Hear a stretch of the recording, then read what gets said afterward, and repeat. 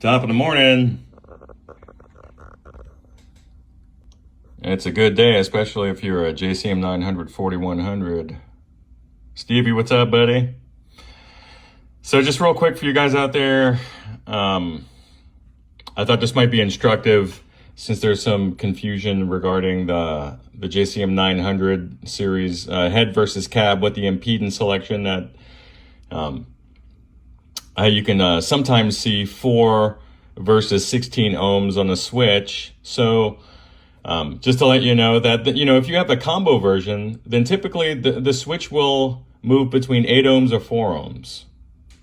Head version will go between 8 or 16 ohms, but sometimes guys will like to convert it to do the other thing, just depending on what type of speaker cabs they're running through.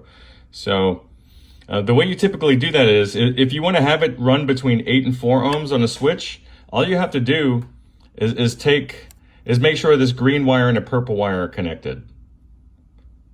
And then you'll have 8 or 4 ohm selection. If you want to have the stock 8 or 16 ohm connection, then you move this green wire over to this last terminal right here on the output transformer, then you're all set, or vice versa, depending on which way you want to take it. All right, bye-bye.